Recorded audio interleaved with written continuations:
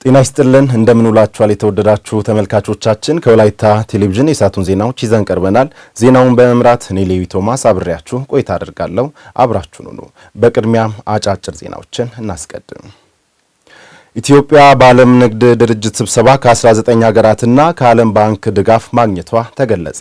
ኢትዮጵያ በአምስተኛው የዓለም ንግድ ድርጅት ስብሰባ ከ19 ሀገራትና ከዓለም ባንክ ድጋፍ ማግኘቷን የንግድና ቀጠናዊ ትስስር ሚኒስትር ዶክተር ካሳሁን ጎፌ ተናግረዋል። ሚኒስትሩ በአምስተኛው የዓለም ንግድ ድርጅት ስብሰባ ላይ ኢትዮጵያ ያከናወነቻቸውን ተግባራት አስመልክተው መግለጫ ሰጥተዋል። ኢትዮጵያ ያሳካቻቸው ሀገር በቀል የማክሮ ኢኮኖሚ ማሻሻያዎች በዓለም ንግድ ድርጅት በኩል በበጎ ጎን መታየቱንም አንስተዋል። በዚህም መሰረት በፈረንጆቹ 2026 በካሜሮን በሚካሄደው የዓለም ንግድ ድርጅት ጉባኤ ላይ ኢትዮጵያ አባል እንደምትሆን ይጠበቃል ነው ያሉት። ኢትዮጵያ ለድርጅቱ የአባልነት ጥያቄ ካቀረበች 23 ዓመታት እንደሆናትም ተናግረዋል። ኢትዮጵያን ጨምሮ 22 ሀገራት ለድርጅቱ የአባልነት ጥያቄ አቅርበው ይሁንታን በመጠበቅ ላይ እንደሚገኙም ነው ያመላከቱት። ዘገባው የፋና ሚዲያ ኮርፖሬሽን ነው።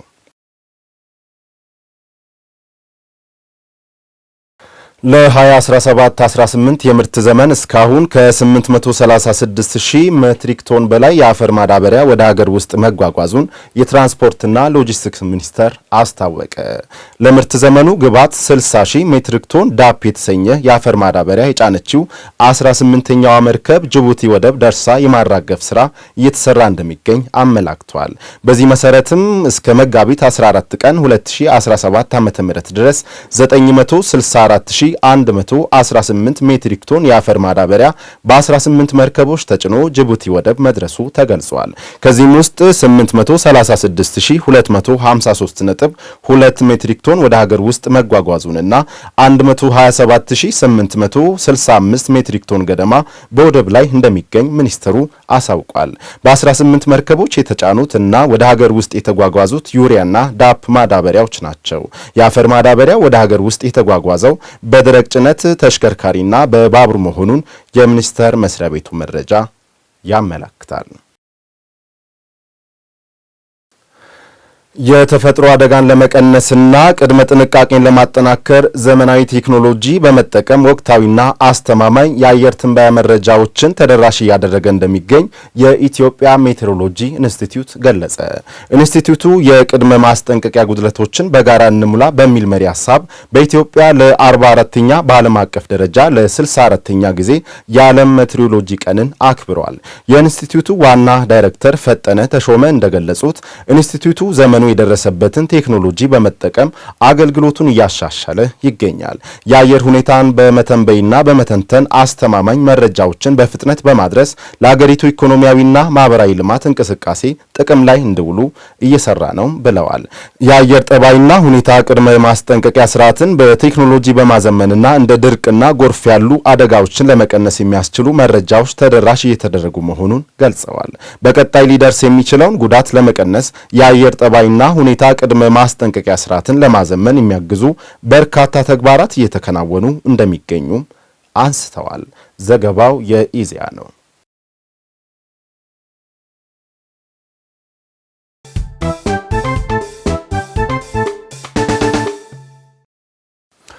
ከወላይታ ቴሌቪዥን ነው የሰዓቱን ዜናዎች እየተከታተላችሁ ያላችሁት የተወደዳችሁ ተመልካቾቻችን። አሁን ደግሞ በዝርዝር ወደምንመለከታቸው ጉዳዮች እንሻገራለን። አብሮነታችሁ አይለየን።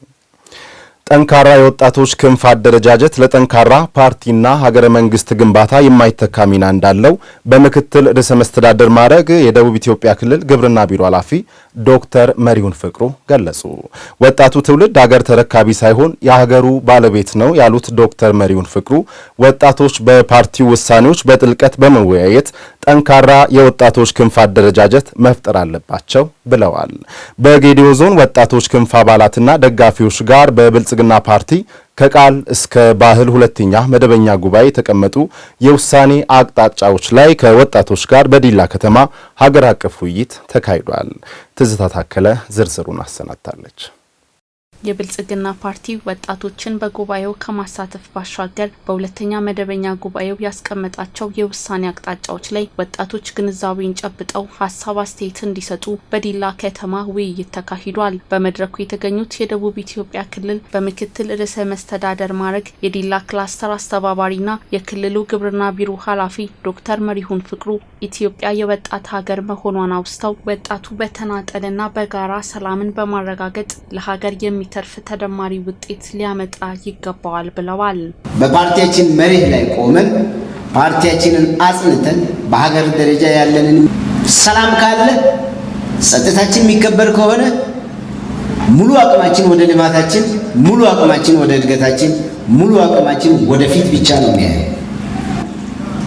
የክልሉ ወጣቶች በአጠቃላይ የሚያደርጉት ተደማሪ ውጤት ለሀገር ያለው ፋይዳ እድገት እጅግ ከፍተኛ ነው። ወጣቱ ትውልድ ሀገር ተረካቢ ሳይሆን የሀገሩ ባለቤት ነው ያሉት ዶክተር መሪሁን ፍቅሩ ወጣቶች በፓርቲው ውሳኔዎች በጥልቀት በመወያየት ጠንካራ የወጣቶችን ክንፍ አደረጃጀት በመፍጠር ለጠንካራ ፓርቲና ሀገረ መንግስት ግንባታ የማይተካ ሚናቸውን እንዲወጡ ጥሪ አቅርበዋል። የብልጽግና ፓርቲ በሁለተኛው ጠቅላላ ጉባኤው ያስቀመጣቸው 10 አቅጣጫዎች በቀጣይ 2 ዓመት ተኩል የሚፈጸሙ ናቸው ያሉት የጌዲዮ ዞን ብልጽግና ፓርቲ ጽህፈት ቤት ኃላፊ አቶ አበባየው ኢሳያስ ለዚሁ ስኬት የወጣቱ ሚና ከፍተኛ እንደሆነ ነው የተናገሩት።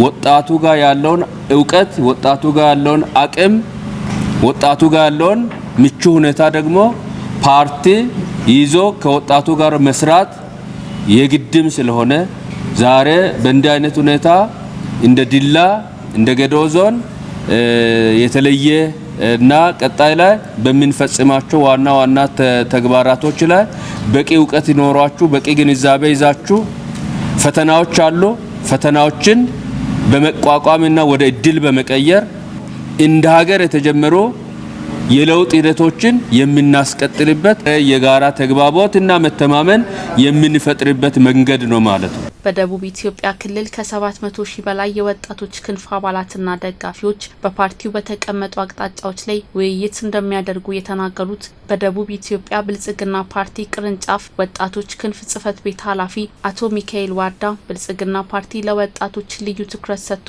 እየሰራ ያለ ፓርቲ ነው ብለዋል። ይሄ ጉባኤ ውሳኔ ሲወሰን 27% የጉባኤ ተሳታፊ የሆነው የወጣት ነው። ስለዚህ ፓርቲው የወጣት ፓርቲ እንደሆነ ፓርቲው ደግሞ እንደሚለውም ሀገር ተረካቢ ሳይሆን ወጣቱ የሀገር ባለቤት ነው። ዛሬን የሀገር ባለቤት ከሆነ ማፍረስም መገንባትም ካፈረሰ ባለዳ የሚሆነው ከገነባም ደግሞ ተጠቃሚ የሚሆነው ወጣቱ ነው ብሎ ፓርቲው ያምናል ማለት ነው። ለዛም ነው ከጉባኤ ውሳኔ እስከ መወሰን ድረስ ጉባኤ ላይ እንዲሳተፉ ከማድረግ አኳያ ፓርቲው ወጣቱ የሰጠውን ትኩረት የሚያሳይ ነገር ነው። ብልጽግና ፓርቲ በብዙ ፈተናዎች የተወለደ ፈተናዎችን ወደ እድል በመቀየር ለለውጥ የሚተጋና ወጣቱን በፖለቲካ በኢኮኖሚና በማህበራዊ ጉዳዮች ተጠቃሚ እያደረገ የመጣ ፓርቲ ነው ያለው የጌዲዮ ዞን ወጣቶች ክንፍ ጽህፈት ቤት ኃላፊ ወጣት ኢዩኤል ተሾመ ነው። ፓርቲያችን ብልጽግና ለጠንካራ ፓርቲ ግንባታ፣ ለሀገር ግንባታ፣ ለዲሞክራሲ ስርዓት ግንባታ እንዲሁም ለማህበራዊ ኢኮኖሚያዊና ፖለቲካዊ የሰላም ዘርፍ ግንባታ የወጣቶች ሚና ትልቅና የጎላ መሆኑን ያምናል። ብልጽግና ፓርቲ በብዙ ፈተናዎች የተወለደ ፈተናዎችን በፈተናዎች ያልተሸነፈ ፈተናዎችን ወደ እድል የቀየረ ፓርቲ ነው። እኛም ወጣቶች ከፓርቲያችን ተምረን ፈተናዎችን ወደ እድል ለመቀየር መትጋት ይጠበቅብናል። ከመድረኩ ተሳታፊዎች መካከል ወጣት አለማየሁ ሎሌና ሩሃማ ዮሴፍ የፓርቲው የውሳኔ አቅጣጫዎች ለወጣቱ ለውይይት መቅረቡ የአካባቢውን ጸጋ በመለየት ተጠቃሚ እንዲሆን አጋዥ ነው ብለዋል። አገር ገዢ የሆነ ፓርቲው እንዴት ከህዝብ ጋር እንደሚሳተፍ የተረዳውት ነው። ወጣቶችን አካቶ እንዴት እንደሚሰራ የተረዳውት መድረክ ነው። የተቀመጡ 10 አቅጣጫዎች ተግባራዊ እንዲሆኑ አንደኛ ወጣቱ ከራሱ መጀመር መቻል አለበት። እንደ ወጣት በራሱ የሚሰራቸው ዘርፈ ብዙ ስራዎች አሉት። የአካባቢን ጸጋ በመለየት ምን መስራት አለብን፣ ምን በሰራ ውጤታማ መሆን ይችላል የሚለውን ከተማረው ጋርም ከልምድም በመነሳት ስራዎችን ቢሰራ ወጣቱ ተጠቃሚ ሊሆን ይችላል የሚል ነገር አለኝ። በመድረኩ ማጠቃለያ ወጣቶች በደም እጥረት የሚቸገሩ ወገኖችን ለመርዳት የደም ልገሳ ማድረጋቸውን የዘገበው የጌዲዮ ዞን የመንግስት ኮሚኒኬሽን ጉዳዮች መምሪያ ነው። የጤና ባለሙያዎች ለህብረተሰቡ በሰጡት ትምህርትና ቀልጣፋ የሕክምና አገልግሎት በአካባቢያቸው ተከስቶ የነበረው የወባ ወረርሽኝ ስርጭት እየቀነሰ መምጣቱን የቦሎሶ ቦምቤ ወረዳ ነዋሪዎች ተናገሩ። ወረርሽኙን ለመከላከል ከባለድርሻ አካላት ጋር በተደረገው ርብርብ የከፋ ጉዳት ሳይደርስ መቆጣጠር መቻሉን ያስታወቀው ደግሞ የወረዳው ጤና ጽሕፈት ቤት ነው። ሂሩት ይምሩ ዝርዝር አላት። በወላይታ ዞን በቦሎሶ ቦምቤ ወረዳ የቦምቤ መጀመሪያ ሆስፒታል በወረዳው ከሚገኙ ከ120 ሺህ በላይ ማህበረሰብ ባሻገር ከአጎራባች ዞኖች የሚመጡ ታካሚዎችንም ያስተናግዳል። ከዚህ ቀደም በወረዳው የወባ ወረርሽኝ መከሰቱ የሚታወስ ሲሆን ወረርሽኙ በአሁኑ ወቅት ምን አይነት ሁኔታ ላይ ይገኛል ብለን ወደ ሆስፒታሉ ጎራ ብለን ተገልጋዮችን ጠይቀናል። ወባ ነው የተገኘው፣ ታይፎይድ ነው ወባ ነው እኔ ይዤ ያመጣሁት ልጅ ላይ ማለት ነው። ከዛ ሁሉንም ነገር አግኝተናል። ግን ግሉኮዝ ብቻ አለችን። ግሉኮዝ ብቻ የሌለችውን አሁን በግሉኮዙ ላይ የሚጨመሩት ነገር እኔ ስማቸው ባላቅም ብዙ መድኃኒት ነው ከዛ ከሆስፒታሉ ያመጣሁት ማለት ነው። ከዛ እቺ እንትን ግሉኮዝ ብቻ ከውጭ ገዛው፣ ሌላ መድኃኒት ሁሉንም ከቤት ነው የወሰድነው። ከቤትም በገንዘብ ሳይሆን በማጥማ በጤና መዲና በኩል እንዲሁ ወስደና ወደ በጣም ደካማስ ነው ያ ከይ ደካማት ወደ ሕክምና ስፍራ ስናመጣት ልጄ በጣም ተዳክማ ነበር። የሳምባ ምች እንደታመመችም ተነገረን። ነገር ግን እግዚአብሔር ይስጣቸውና ሁሉም የሕክምና ባለሙያዎች ተረባርበው ነፍሷን አተረፉልኝ። ከዛ በ20 ደቂቃ ውስጥ ለውጥ የሚሰጥ መድኃኒት ስለሰጡን እኛም ሰዓቱን ጠብቀን እየሰጠናት አሁን በጣም ተሽሏት በጣም ለአስ በየቤቱ የወባ ታካሚዎች ቢበዛም ባለሙያዎችና የጤና ኤክስቴንሽኖች ቤት ለቤት በመውረድ ውሃ ያቆሩ ቦታዎችን በማድረቅና ለታመሙትም መድኃኒት በነጻ መስጠታቸውን ነዋሪዎች ተናግረዋል። አካባቢያችን ብዙ ጤና ኤክስቴንሽንም አሉ፣ ጤና ባለሙያዎችም አሉ። ከዚህ በፊት ጤና ባለሙያዎች ከዚህ ከሆስፒታል ደረጃም ከቀበሌም ደረጃም ወደ ማህበረሰቡ ጋር ሄዶ ግንዛቤ ማስጨበጫ ትምህርትም ሰጥተው ነበሩ። እንሰት ውስጥ ውሃ እንዳይቀመጥ ደግሞ ጓሮ አካባቢ በአንድ ቦታ ላይ ውሃም እንዳይቀመጥ እንደዛ አይነት ነገር ለእናቶቻችንም ለአባቶቻችንም እሱን እየሰጡ ብዙ ትምህርት ሰጥተዋል። ደግሞ በጤና ጣቢያና ጤና ኬላ አካባቢ ሰዎቹ እንደታመሙ ሄዶ በነጻ ሕክምና ማለት ወባ የተገኙባቸው ሰዎች ነጻ ኳርትም ይሰጣቸዋል። በሆስፒታላቸው በቀን ከ100 በላይ ሰዎች በወባ በሽታ ተጠቅተው ሕክምና በመስጠት ሆስፒታሉ ተጠምዶ እንደነበር የሚናገሩት የጤና ባለሙያዎች ወደ ማህበረሰብ በመውረድ በተሰራው ስራ በአጭር ጊዜ ወረርሽኙን መቀነስ መቻላቸውን ጠቅሰዋል። ታወቀው በዞናችን ከፍተኛ ደረጃ የያዘ ቦሎሶ ቦምቤና የተወሰኑ ወረዳዎች ነበሩ እና በዛን ሰዓት ብዙ ነበር ወረርሽኙ ማለት ነው። እንዲያውም ቢታይ ሬጂስትሬሽን ቡኮቹ ቢታይ ማለት ነው በዚህ በአጭር ጊዜ የሚቆም አልመሰለም። ከዛ እንግዲህ የዞኑ እርዳታ ነበረ፣ በሳቱ ደግሞ የወረዳም እርዳታ ይገዛ ነበረ። ደግሞ እዚህ ሆስፒታል የሚሰሩ ባለሙያዎች ራሱ ከግማሽ በላይ አውትሪች ይሰሩ ነበረ። አሁን ያለው ነባራዊ ሁኔታ ስንመጣ እግዚአብሔር ይመስገን በጥሩ ሁኔታ ላይ ነው ያለው። ከዚህ በፊት ያለው የወባ ቁጥር በከፍተኛ ሁኔታ ነው። እስከ በቀን ወደ ቁጥር ስንመጣ አሁን ከዚህ በፊት ያለው እስከ 100 ምናምን ወባ በሽተኛ በዚህ ሆስፒታል ከዛ በላይ እየታከመ ነበር በቀን ማለት ነው።